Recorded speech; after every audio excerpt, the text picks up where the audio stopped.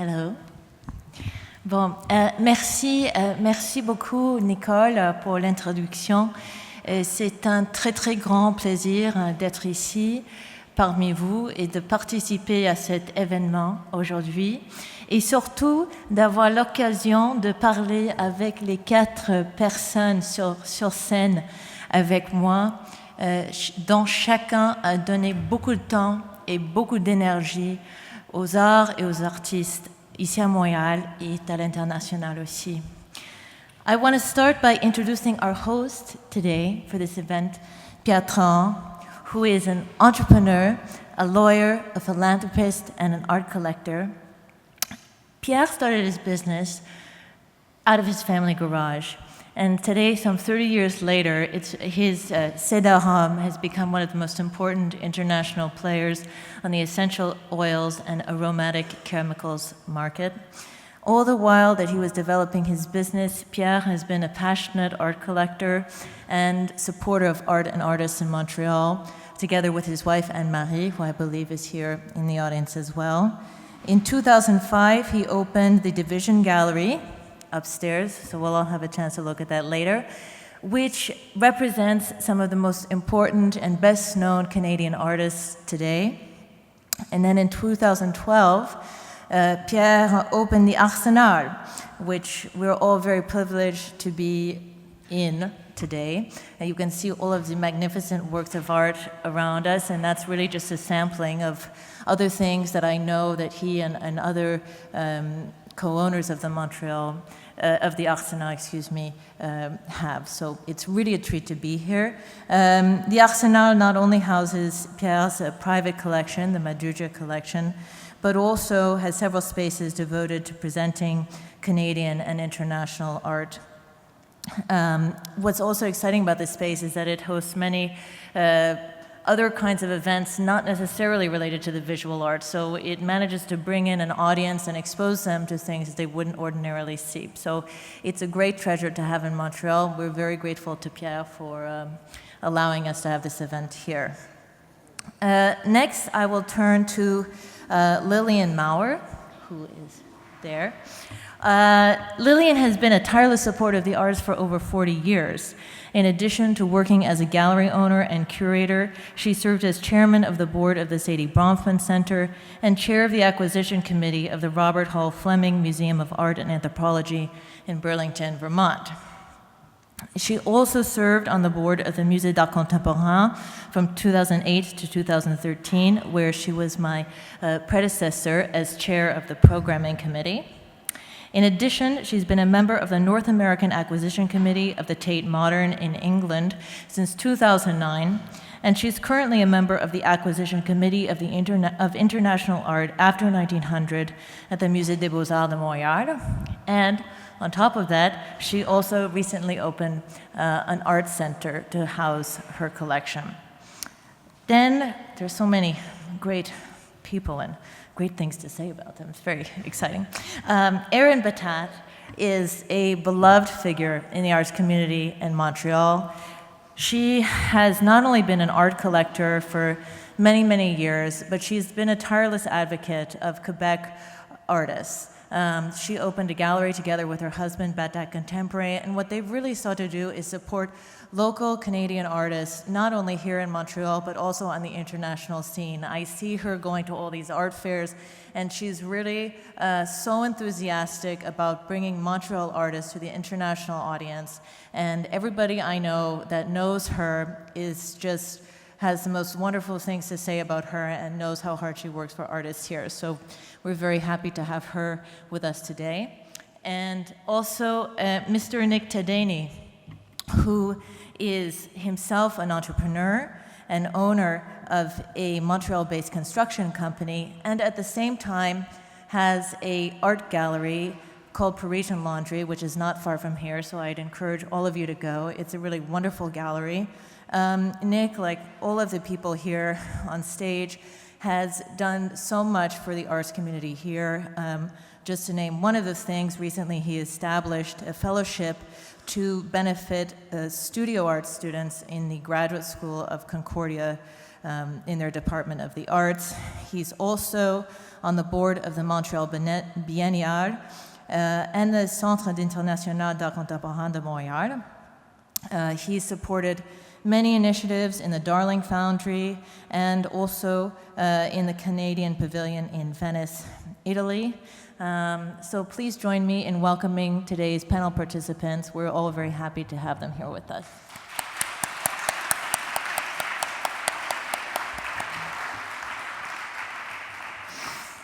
I suppose I'd like to start by asking each of you what inspired your involvement in the arts. You know, you have very different stories, and I guess I'd like to know what the spark was, whether it would be to get involved in a museum or collecting.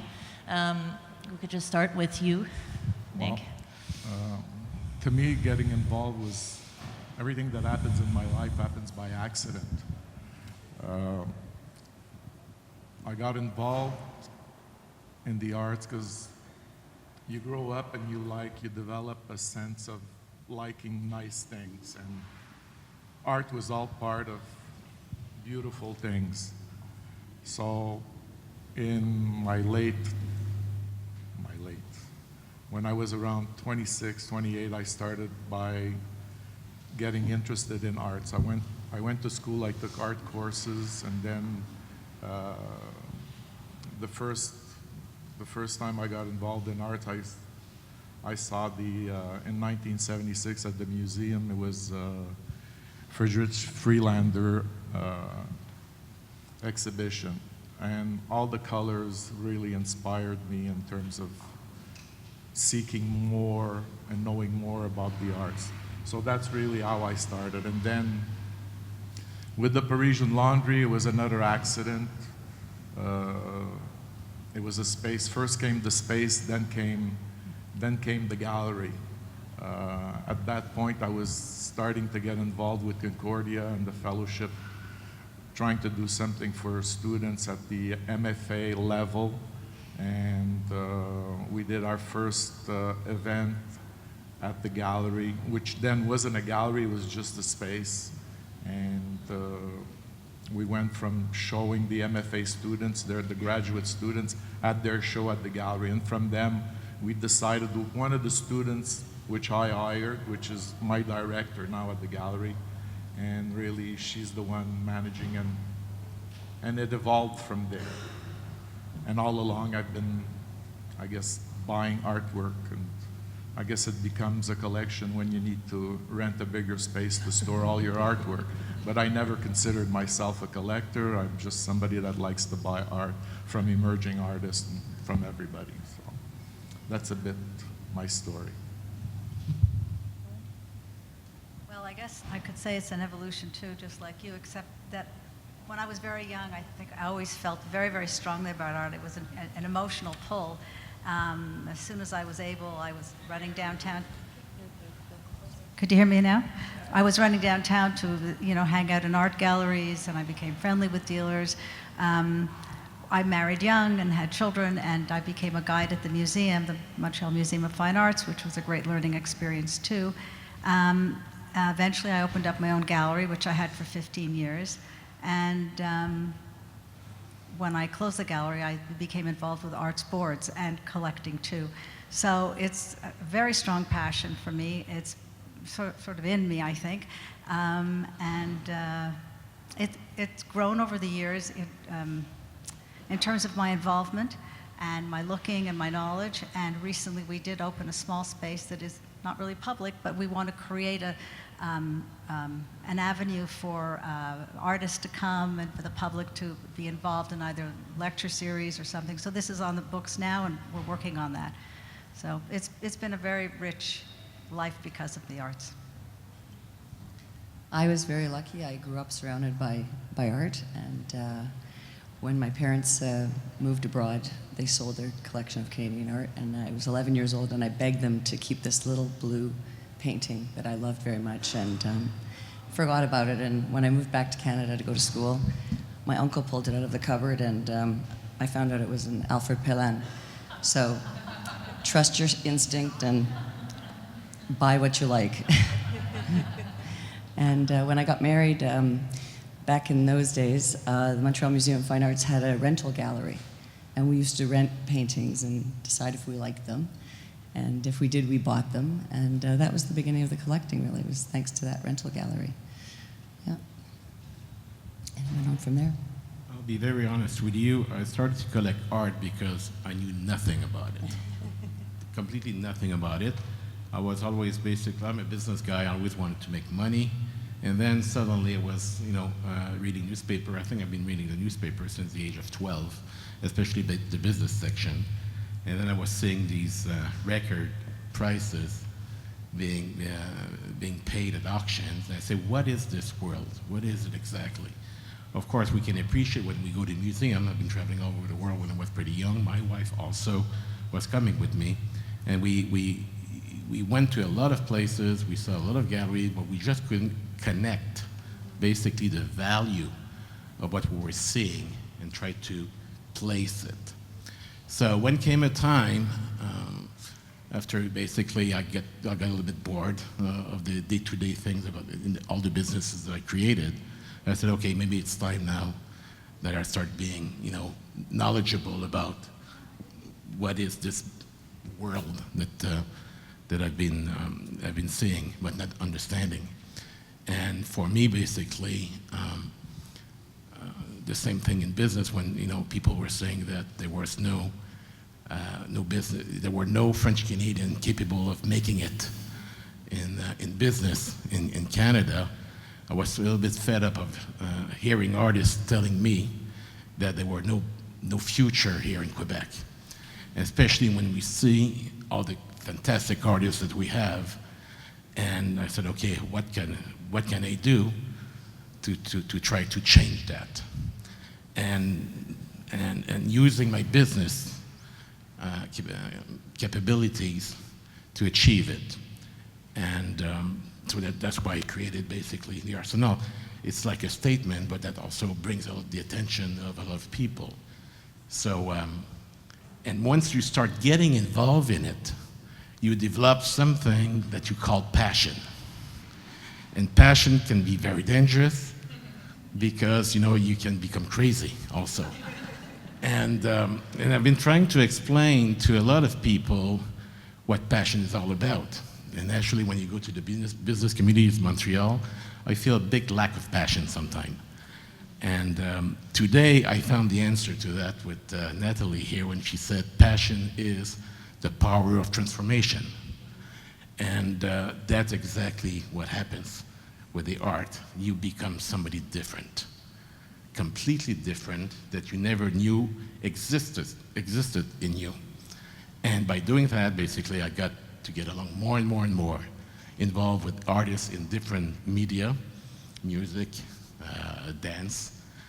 And naturally, they were all basically existent in me and my wife as well.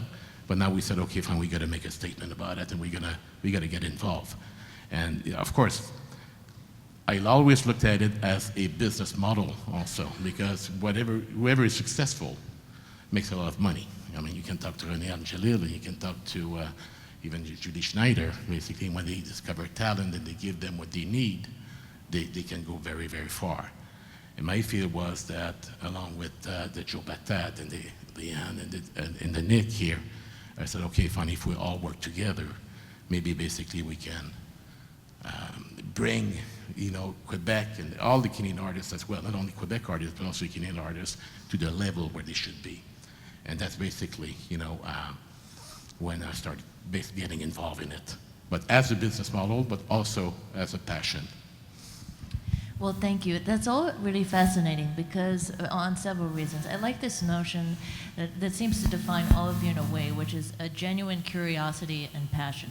You don't have to go into the art world necessarily knowing something. It's a journey, which is a word that has come up a few times. So I'm sort of interested, Pierre, you talked about what got you to go from the role of a private collector to starting the Arsenal. And I'd like to hear from others of you, who started a kind of, out as art lovers and then gradually became more involved in a more public capacity. Was that also a gradual transition, or was there a kind of a switch when you said, hey, I'd really like to do something more active? Well, when I got involved with the gallery, and at the same time I got involved with the students at the MFA level, you realize that there's a lack of funding at our level. All sectors are pretty well covered. The medical sector is covered, but nobody's really funding the arts because it's very hard to measure results. In the medical field, you donate, you can measure the results. But what people don't realize is if we invest in our artists, you're investing in the future of culture. And I believe that everything stems from art. The base, the roots of everything that we do today in fashion, in development of everything stems from the arts. The artists are really the creative power. And more people need to realize this, and more people need to invest in our artists. And it doesn't cost anything. Artists are creating works that are from $100 to $500.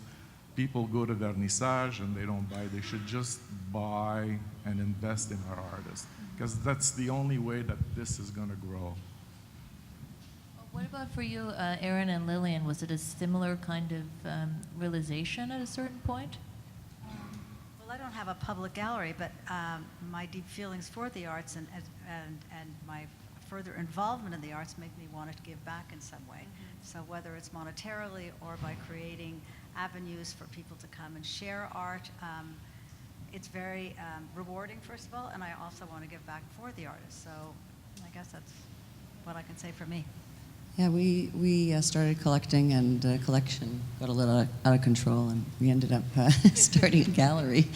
But we also, we're very good friends with our artists and other artists, and I repeat what Nick said, the artists have a hard time, and some artists that are creating more complex art have trouble raising funds to create their art. And there's no resources, and there's no government loans, and there's no bank will lend the money, and so the private sector has to come forward and do that. And if banks could, give incentives, or if government could give incentives to banks or to private individuals to encourage investing in artists, it would be a wonderful thing. Is this situation something, because all of you have international experience, whether it be being part of the Tate Acquisition Committee, or as part of your gallery, going and participating in international art fairs, or just collecting international artists.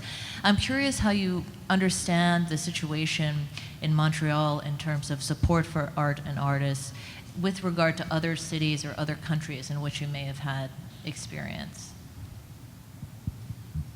Is it worse here? I think what we're missing here is the interest. And because, now let me start all over. I think the ignorance of people creates a lack of interest. And Melanie was saying early on today that about 1 million people donated their money or their time in the last year or so. But if you look at the population, it only represents about 3%. So we're talking about a sector creating $47 billion of retombées économiques, but it's only 3%. 3% is you don't win an election with 3%, quite frankly.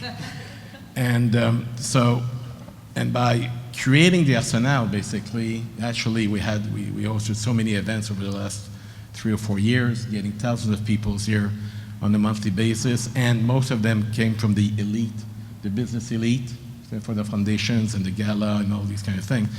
And I could basically, after 5 years, tell you that there's a complete lack of interest in people coming here, basically, and most of them don't even see the artworks. Most of them, they're not attracted, they don't ask questions. I'm not saying all of them, but I'm saying most of them. And so after 5 years, I said to myself, I said, okay, the problem that we have is completely the lack of interest.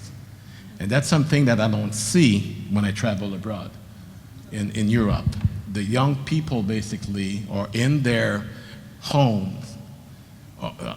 They go to museums, they know more.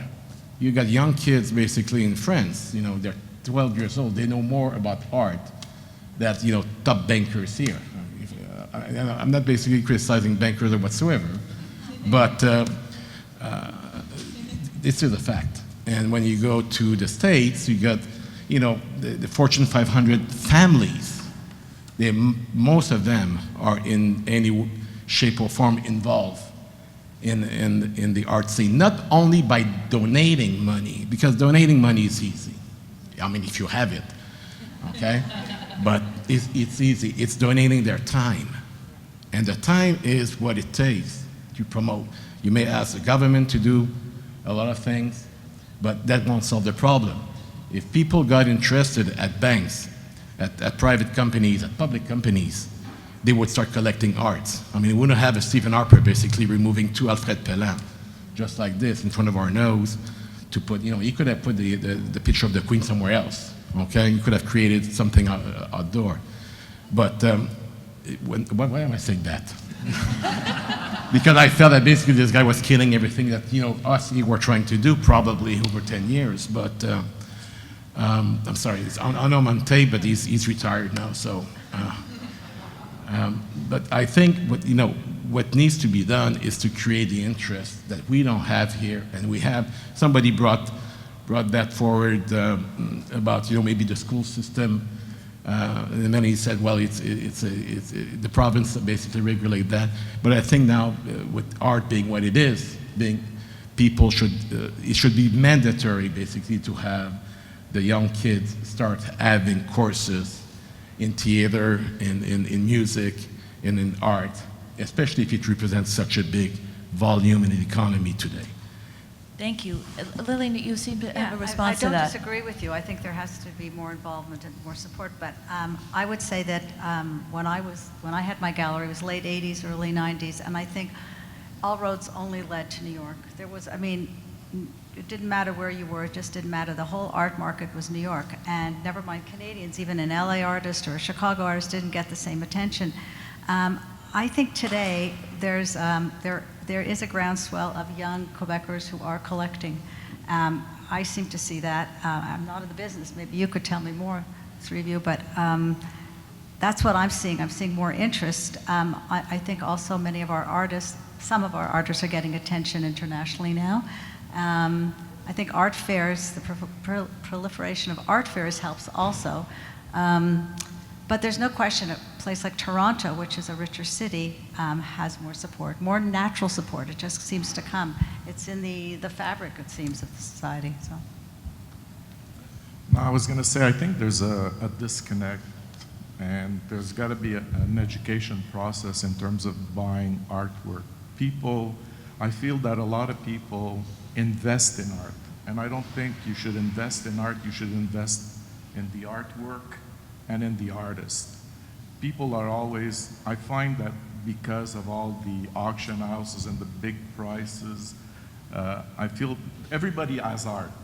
There's a lot of art buyers in Montreal, but do they buy? I think they buy more in terms of, can I get a return? What do I do later? Instead of just buying what they like, going to galleries and investing in the art and the artist instead of investing in the artwork. Yeah, everybody has a house or an apartment and, you know, wants to put nice works on their wall, and it doesn't cost anything to go into a gallery and just wander around. And I think maybe people should just be more active and go out to the galleries and have a look and spend a Saturday, and just it's a free way to look at art. I mean, don't get me wrong. I mean, we should have, if you can afford, you should have nice pieces, and I think there's room for the collectors to buy and to support our artists. So that's very interesting, especially coming from businessmen in the audience who have a background in investing. And I think, you know, we have a room full of young professionals. I mean, what would be your advice in terms of taking this step to really engage in the arts in a meaningful way? Just have to And go that's out a there and question be for active and just look around. Yeah, just go to the galleries, go to the museums, just look. And there are options to learn more. Like there's the MAC has a program called Seminar where you go to houses or to studios with a curator and they could teach you a little bit. I mean, there are ways to be more informed if that is what you wish to do. But I think just going to galleries and just looking and looking and looking, you expose yourself and you learn more. Yeah, and all the museums have guided tours, and that's also a very easy way to learn a little bit more about what you're looking at. Sorry, Lillian. I was just going to say, I agree with you. The emphasis on investment shouldn't be so much the case.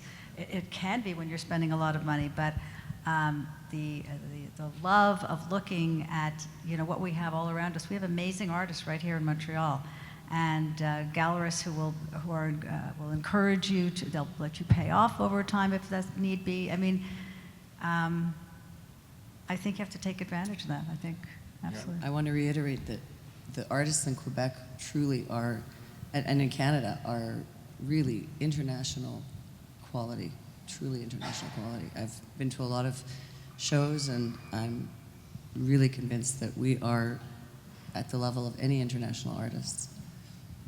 I would wholeheartedly agree with that, and I think that all the artists in this community are very grateful to everything that you in particular have done for the community here, because it's very important work. I want to ask for the two businessmen here, and maybe you can talk a little bit about how your involvement in the arts may or may not have complemented your work in business. Interesting. I have to think about that one. Maybe, Pierre, you've thought already about it.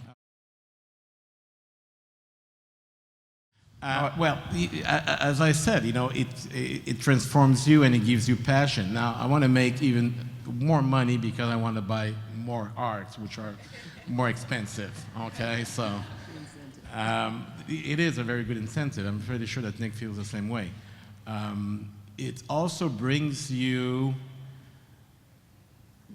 it also leads you to meet other people, I call them billionaires of this world, you know, that share the same passion. Because, you know, in art, whether you're poor, you're very rich, you're all at the same level. You know, the passion that you can see in your eyes and in the other guy's eyes are about the same, and you have the same language, and you learn a lot. So in terms of business, it helps you to meet other people. Most of the time when I talk about the art, I draw the attention of everybody, probably because I have a passion that different from, hey, I was with Coca-Cola not long ago. He's like doing a lot of business with them. And she said to me, Pierre, you're the only one in the entire industry, and they know a lot of people that basically like to see in my office, because technically you bring us something that we've never heard before from nobody else. And they like it. So I'm practically basically welcome to go there anytime I want, okay, with 24 hours notice, when usually it takes 3 months to get an appointment. So it helps you, basically. It stimulates you. It puts a good mood in you. I don't know about you, Nick, but I was not always in a good mood going to the office. And, I might not look it, but... And it develops, you know, it gives you how do you say that, second breath, basically, at the end of the day. So, look, in our office, we filled it up with artwork. Office. And at the beginning, you thought you were self-serving yourself by putting up artwork, but then you realize that all the conversations around it with all your employees that walk and that talk about it, and also whoever comes in is always questioning the artwork. And what's beautiful about the art is every day it tells you something. It tells you a story. It tells you a different story every day. Whether it be any piece, you know, the mood you're in reflects on the work as you're looking at it. So for us in our office, I mean, it did great things for the people, and for me too. Thank you. Pierre, you brought up a point that I would like to open up to everyone here, which has to do with starting a collection and the wealth required, let's say, because as you were saying, rich or poor, you can see passion in someone's eyes. I think that's an important point to talk about, that in order to get involved in the arts and to start an art collection, you don't need to have a certain financial capability. You must see Erin and Lillian too, in your experience, all kinds of people walk into your galleries or want to participate in the museums. And I think that's very important, that there shouldn't be some expectation of a certain kind of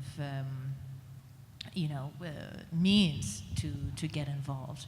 Yeah, and the galleries also give really good conditions. You don't have to pay all in one shot. You can have what's it called, like down payments, and yeah, you can have payment price, layaway plans. Yeah, no, really, you can do that. Most galleries will do that for you. I just want to close by asking all of you to talk a little bit about what we can do more as a community in the arts, or even we've talked about a kind of lack of interest and ways that we might get that going. But as a whole in Montreal, is there anything else that in closing thoughts on what you experience in the art scene here, how we can make it even more dynamic as a community, how we can make sure that people in this room and other young professionals want to be involved and understand the importance of the arts and our artists in Montreal? Well, I'm going to repeat it. The galleries are not making, there's not going to be Gagosian coming out of the Montreal area. So I think galleries are struggling in Montreal. There's a few successful ones, but nobody's going to retire owning a gallery. I'm just fortunate that I have a day job and I'm able to have a gallery. But I would say that people have to go to galleries not only to look and vernissage and have a drink at the vernissage, but also buy an artwork. That's what the artists want. They want to sell their work. That's the only way that they can create more. Because when you go to a vernissage and you have an artist showing and nothing sells that week or that night, I mean, it's sad, and it's not, and they're not exorbitant prices. I mean, that would be, and it's a start because you evolve, you buy art. I didn't start buying art, contemporary international artwork. I started buying posters, and my taste evolved. I used to buy Canadian art, I used to buy decorative art, but over time you learn, you're like Pierre says, there's a passion, but there's also a willingness on my part to learn more about it. And it becomes, after a while, the passion is there. You have a general passion, but then it's a drug. Becomes an addiction. That's what it became for me. It became an addiction. Now I got to go through therapy sometimes. But that's my... It's a disease collector. No, I was just going to say, we also started collecting prints and then drawings and eventually small paintings and then bigger paintings and sculptures. I had something in my mind. Will you go first? Well, I went to we go off International Gallery of Ottawa, and as Nick said, basically, first of all, it's always nice when we take our time and also our money to organize an exhibition of an artist, to see people coming, which is missing in Montreal. A lot of artists complain, but they like to complain, they don't show up, at least to encourage their peers in all the media, I should say. Number two, when I was going back to the National Gallery, it's always the same thing. People are ignorant and they have no idea what is the value of the artworks. But there is a fantastic Peter Doig in the National Gallery, and there was an article about me in the press about a few years ago that I said a lot of people missed the boat. When Peter Doig was here, basically, they could have bought some of his painting for, I don't know, Nick, you probably were there before me, but probably for about $15,000, $20,000. And today you want to buy a Peter Doig, it's $5 million. And unfortunately, a lot of these went to international collectors. So we've been missing that here. But in Ottawa, just to go back to my story, there's a fantastic Peter Doig, and I was looking at people during an exhibition, and nobody was looking at it. And at one point, basically, I just said, you realize that painting here, if it went to auction, it would probably fetch about $15 million. And then I draw, their attention. So I feel that we have to communicate the value. You have to, people hate it when I refer to business talking about art, but it is basically a business. And if we can keep our artists dedicating 100% of their time in what they do best, this is where basically they come up with the best work. And that's why basically, philanthropy, that what I'm doing and Nick is doing by having a gallery, we don't make money. Believe me, we don't make money. We lose money every day. But we know that, the artists are performing some of their best work. Naturally, we can grab a few pieces for ourselves. But you will look at Valérie Blas, for instance, what Nick did with her, and now she's, with one of the top galleries out west also. So we have to put the time, the money, the interest, go to these exhibitions, okay? Whether or not we want to buy it, we have to try to support the artists, and we have to bring people also, and that's what I'm talking about, dedicating a lot of our time. I do a lot of it, and Nick, and everybody else here also, but it's to bring people, to get them to like, either, it's music, visual art, dance, or whatsoever. And that takes time. And most of the time when my wife and I did that, we basically converted people. We did manage actually to take some CFOs, okay, that hated basically the concept of investing, and after a year, basically, their house was filled with it. So it just, but to achieve that, we had basically to take them to artist studios, take them with us, and dedicate a lot of our time. And if all of you here basically start collecting or going to recitals or to the theater, you have to bring people. Okay, there was a guy I saw, Guillaume. Where's Guillaume? He was here basically. He basically talked like me for the last 10 years. I was so happy to see you here because now I can shut up and I can pass you the bucket. Okay. But this is it. We have to bring people. We have to bring people. We have to show. And people basically that complain, ask them most of the time, okay, how many times they go per week to exhibitions of any sorts, okay? And you'll be surprised to see that they come to you and they say, well, I don't have time. They come to me with all kind of excuses. And I'm a business guy, and Nick is a business guy, and we do find the time to do that.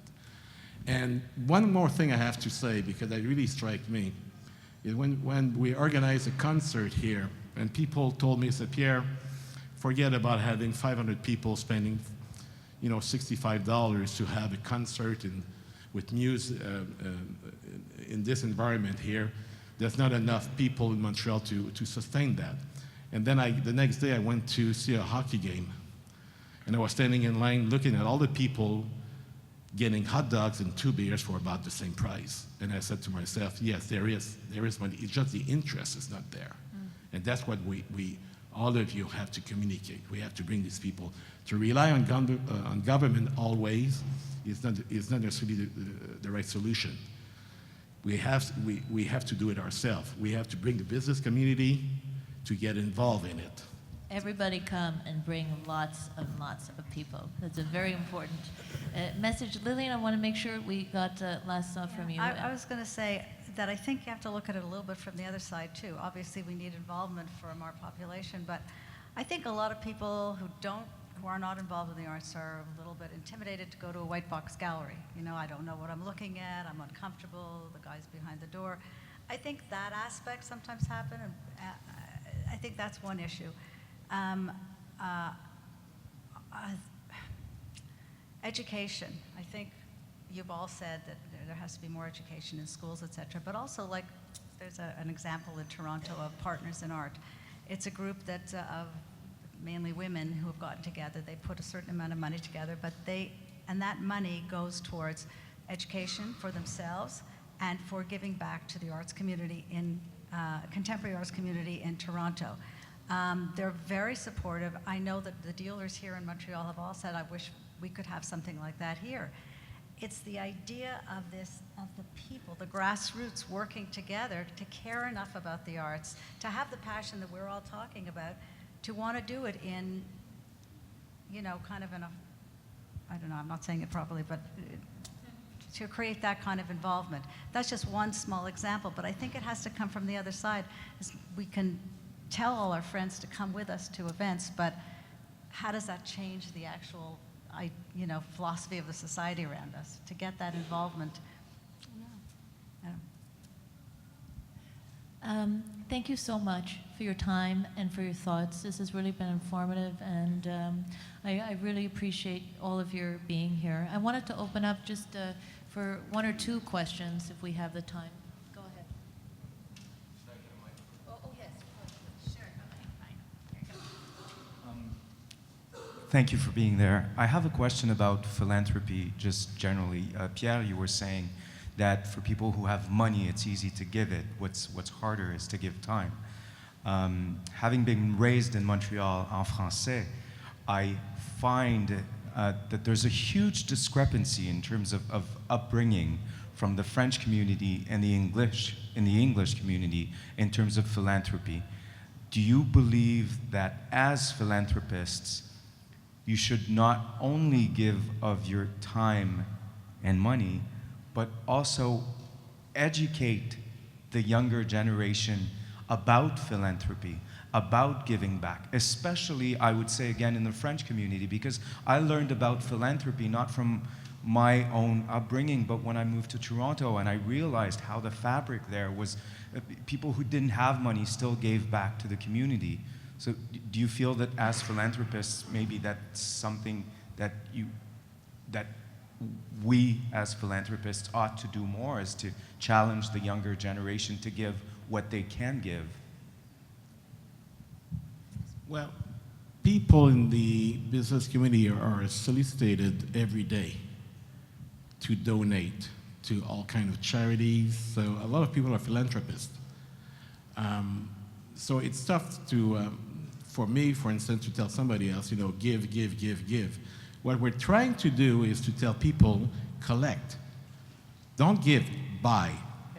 And bring people to buy it. Because when you create a market, this is how basically, you make something successful.